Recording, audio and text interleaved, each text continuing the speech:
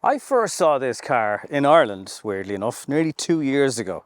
The boss of Citroen even graced us with his presence to tell us about this prototype of the next generation C3 that was going to be a €25,000 car in Europe. Now it's actually finally here. I did an international test of this car over a year ago, so it's been a long time coming, but has it been too long? BYD probably would have announced the car and delivered it and been on a facelift at this stage in the same time frame that this car has taken to actually land in Ireland. But it's actually better priced than the 25 that was rumoured 2 years ago. You can actually get one for a little over €23,000, and it's the same price if you want petrol and a little bit more if you want a hybrid petrol version. So what's it like? And is it 2 years too late or still just about right? Let's discuss it here on Not Beyond Cars. It's been a good 12 months for super minis, or B segment SUVs as we now like to call them. We've had the Inster, we've had the Renault 5, the Dacia Spring, and they're coming thick and fast, and not before time, because one of the common comments I get on the channel, of course, is cars are too expensive. Well, this one is one that possibly isn't too expensive, but it's obviously not a huge car. So what's it like to squeeze some people into? Is the boot practical enough? This is the electric version. Will it go far enough? We'll discover all that in this video. The nose of it is unmistakably Citroen, the updated chevron badge on the front. We've got a lot of lights going on.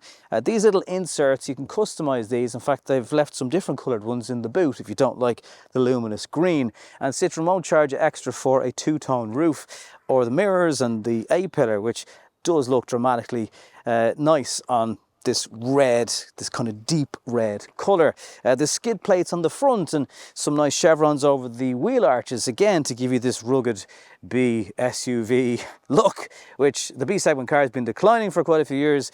The B SUV has been ascending. And this has been Citroen's pretty much most successful car. Maybe not as iconic as the 2CV, I'll grant you, but it's done pretty well for them. It's just over 4 meters long, but it has a 2.54 meter wheelbase, so wheel to wheel, which would suggest a decent enough interior space for everybody. It's got more elbow room and knee room than many of the competition. That's Citroen marketing speak. It does have more ground clearance, however, than a Toyota Yaris and the new Hyundai Inster. So it's tall enough, and it's got roof rails, so you can go away for the weekend with some extra space, which you might need, because the boot, it's okay. It's a bit of a visual overload back here because you've got so much going on. A huge badge, this black strip during the center part. You've got an EC3, you've got more scuff plate, different colors down here, which are reverse sensors down below. And you've even got a green flag on the plate now to tell the world you're helping save the planet. And there's a wiper, which is always very welcome. And I like the details on the LEDs. Again, horizontal lines are just, they're a common theme in this car. Compared to things like the Renault 5, it's in and about the same. I think that's 320 litres from memory. This is 310. Citroen give you a lovely bag for your cables, which you could use as pizza box holders if you didn't want the car to smell or to keep them warm. It looks quite nice. I mean, there's a lot of vibrant colours going on in this car, and that just kind of adds to it. Now, it does eat up some of the boot space. Not best in class then when it comes to the boot, but pretty much as good as the rest of them, essentially, is how you might sum it up.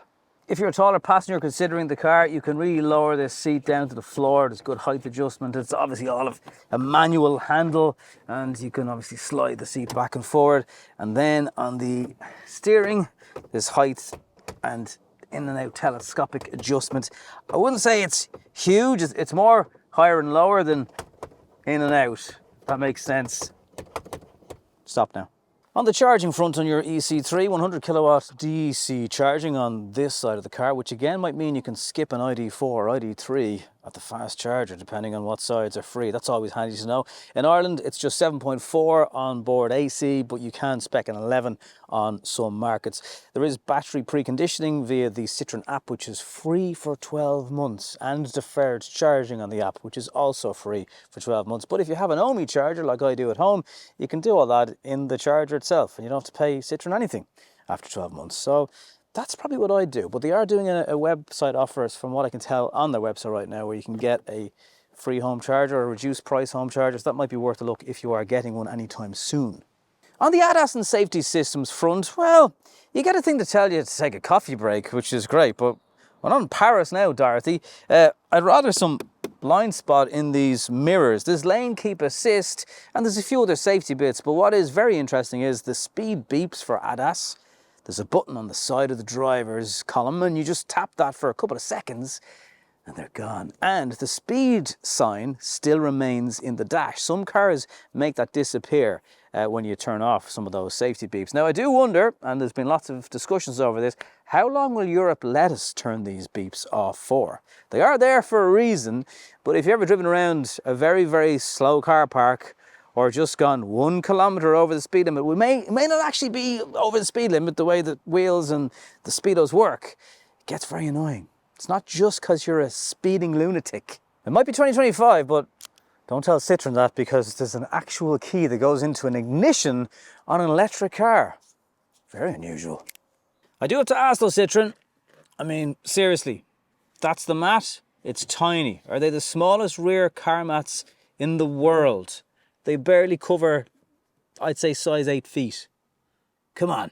This version of the C3 is about 100 millimeters taller than the last version. It also has about 60 millimeters more ground clearance. So the benefit is you've got an awful lot of roof heights. I think you'd want to be well over 6'2", 6'3" for your head to fit in this car. Now, your legs might be a slightly more difficult challenge. This is my driving position. I do have space. I've got space for my feet down here. The way the seats are angled, you get a little bit of a cutout for your knee. There's a handy flap here for storing maybe a mobile device. There's 2 USB-C charging ports, which again, sometimes you don't get in this segment of the car. And again, the seats are very, very spongy. There's 2 Isofix back here, none in the front. The doors open reasonably wide for getting a baby seat in, but I think to fit one, you definitely need the front passenger forward, the seat part at least. The seats are a 60-40 split, so you can drop them from the inside if you like. Oh, and the door pockets, I think most people will be happy with the size of them. I think they've done a nice job in here. So you've got a nice mixture of physical buttons, then a sort of head-up display that sits on top of a shelf, which can be used as an actual shelf for items like iPads and kids' headphones and all that stuff. It's a bit weird that you've got to plug in a cable to the middle of the dashboard to charge your devices, but on this spec, there is a wireless charging plate. I wouldn't say it's a mecca of activity inside the 10.25-inch screen. You get that on all versions, but there's not really an awful lot of information. There is maps on this car. Again, you've got wireless CarPlay and Android Auto, so you may not use the maps, but again, Audis of multiple values do not have maps as standard, and this thing does a little over 23,000 euro. Then there's physical buttons, a heated windscreen for demisting, heated seats also, and steering wheel. There's a bit of an armrest, not really worth talking about. The seats have now got 10 millimeters of extra foam underneath, so they are very, very comfortable. And the car tells you how you should feel and tells you to have fun, and yeah, I'm not sure how you feel about that on a car telling you what to do. But again, it feels wide. It doesn't feel maybe as small as it looks on camera or even the footprint of the car. There's also a lot of headroom in this car, so that gives you a feeling of airiness inside despite being a smaller segment of vehicle. So quite spacious inside, especially if there's just going to be 2 of you in the front. It's not that difficult for me to understand that a potential customer of a Citroen C3 probably doesn't care about 0 to 60 times. It takes more than 10 seconds. And the fact that this car has 110 brake horsepower in the electric version. Don't forget that there is a hybrid and just a standard petrol turbo version. So there's something for everybody. Although you could argue that the hybrid is actually ridiculously more expensive than the standard EC3. There's like 3 grand in the difference pretty much, and that's a lot. The steering is very light, as you'd expect for a car like this as well. I would say too light at times, but that also translates into it's easy to maneuver.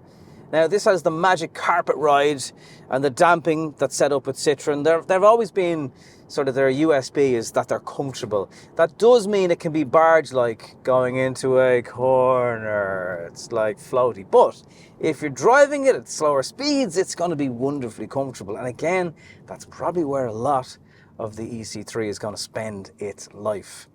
Now, on the fuel efficiency, right, when I got into the car, it was fully charged, about 300 kilometers. As soon as I hit the motorway, that pretty much went to 200. And by motorway, I mean 100 kilometers an hour, not even 120. So, and that's in August, where it's, whatever, 19 degrees right now. So bear in mind, in wintertime, this could be a 150 kilometer car, especially on a motorway, and that's with the larger 44 kilowatt hour battery. There is a smaller version again coming 2026. It'll have a lower VRT rate on it, and I've asked Citroen, will it start with a 1 price wise? They wouldn't commit to that just yet. There's also a whine that you hear out of the motor, and I don't know if motors always sound like that or there's just less insulation in this car, but as soon as you accelerate you hear it, and then you take your foot off, it's gone. It's like a constant faint noise in the background, and that's a bit annoying. I did speak a lot in the Renault 5 review about the tin roof, so yeah, same thing in this. Maybe it's a French thing, maybe it's just an affordability thing, but again, it will rain and your EC3 will get loud. There's a C for coast mode instead of a B mode down here.